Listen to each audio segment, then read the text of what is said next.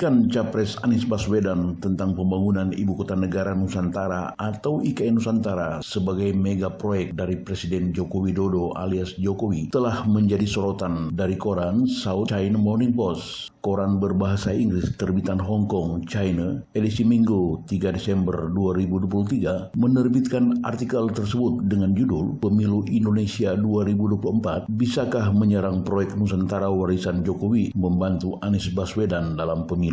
Kira-kira 2 minggu lalu saya bertemu dengan seorang ibu usianya 80-an tahun, women of wisdom, jadi orang yang sangat bijak. Dia tuh bilang begini ke saya, ibu-ibu bilang,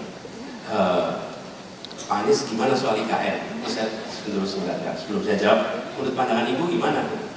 Saya bilang gini, Pak, kalau saya di rumah saya ini, anak-anak saya masih perlu uang buat sekolah, masih harus membiayai kredit motor, masih harus membiayai kebutuhan rumah tangga, lalu uang saya terbatas.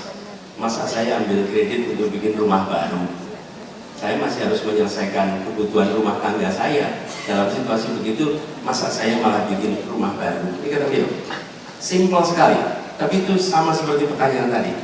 Dalam situasi kita masih harus menyelesaikan PR-PR yang urgent, nampaknya itu harus kita prioritaskan. Jadi kalau saya melihat konteksnya internasional, maka dukungan internasional untuk membangun fasilitas kesehatan yang baik di seluruh Indonesia, dukungan untuk membantu fasilitas pendidikan, fasilitas dasar yang hari ini belum selesai, itu lebih urgent daripada untuk membangun sebuah kota. Karena kalau kita lihat, manfaat dari pembangunan fasilitas kesehatan itu akan dirasakan oleh seluruh rakyat Indonesia. Tapi kalau di sini dirasakan oleh aparat negara yang nanti bekerja untuk negara. Sementara yang kita perlu lakukan adalah negara bekerja untuk rakyat. Ini kan fasilitas untuk penyelenggara negara itu semua. Jadi saya melihat harus didukung. Kalau kita berbicara dukungan internasional, maka bagaimana kerjasama internasional itu untuk membangun infrastruktur bagi kebutuhan dasar rakyat Indonesia. Saya berilustrasi saja, Pak Dido. Kota ya, karena kita mau satu kota. Indonesia diprediksi di tahun 2045 3/4 penduduknya tinggal di perkotaan. Dan ketika bicara tinggal di perkotaan, maka konsentrasinya di kota, otomatis polusinya akan terjadi, congestion akan terjadi, banyak sekali problem urban di situ. Salah satu solusi yang paling penting adalah membangun transportasi umum di kota-kota di Indonesia. Bayangkan kalau sumber daya itu yang besar internasional itu dipakai untuk membangun transportasi umum di seluruh Indonesia, maka kota-kota besar Indonesia, kota-kota akan punya transportasi umum yang itu akan menekan biaya hidup bagi penduduknya, mengurangi emisi karbon di tempat itu, dan mengurangi potensi kemacetan yang itu dampaknya dirasakan seluruh Indonesia.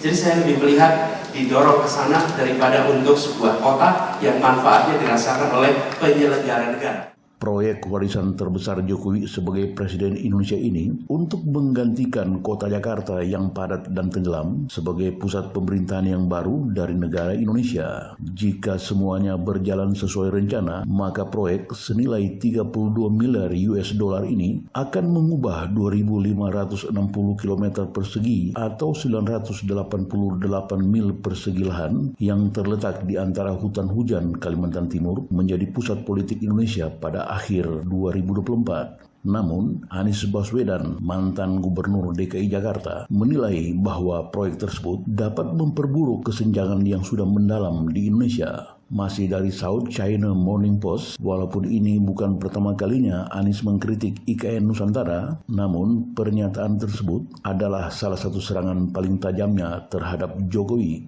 Para analisis menilai IKN Nusantara kemungkinan akan menjadi isu yang semakin kontroversial menjelang pemilu pada Februari 2024. Ian Wilson, dosen senior yang berspesialisasi dalam politik Indonesia di Murdoch University di Perth, Australia, menilai bahwa IKN Nusantara telah menjadi proyek utama bagi pemerintahan Jokowi.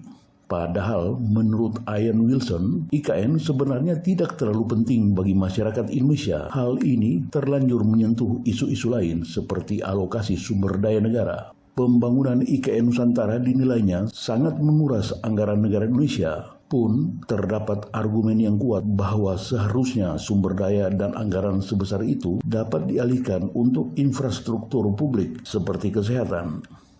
Hasil survei selama setahun terakhir menunjukkan hasil yang beragam dalam hal dukungan masyarakat terhadap IKN Nusantara. Pada Juli 2023, jajak pendapat yang dilakukan oleh Indo Strategik menunjukkan hanya 40,1% responden yang setuju dengan pemindahan ibu kota. Dari 57,3 responden yang tidak setuju, alasan utamanya bahwa dana untuk proyek tersebut dapat digunakan untuk isu-isu pembangunan yang lebih mendesak di Indonesia. Ian Wilson menegaskan sebagian besar rakyat Indonesia tampak skeptis terhadap kapasitas pemerintah untuk mewujudkan IKN.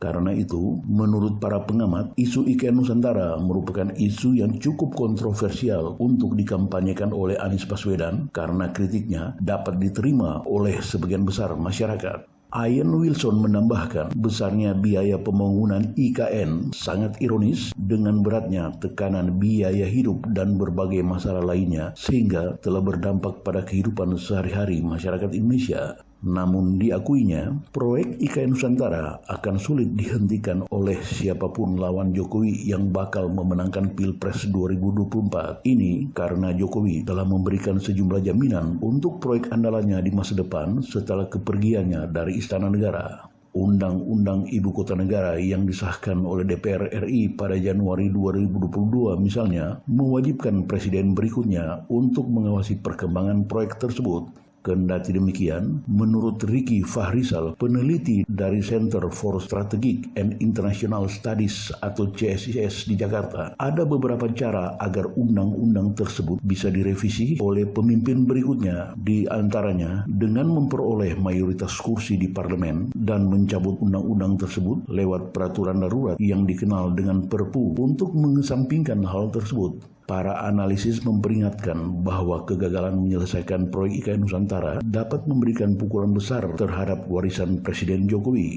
Adapun minat asing untuk berinvestasi di IKN Nusantara sangat berkurang. Jokowi sendiri baru saja mengungkapkan bahwa tidak ada investasi nyata yang dilakukan oleh investor asing ke dalam proyek tersebut. Dari Jakarta, tim KBA News TV melaporkan.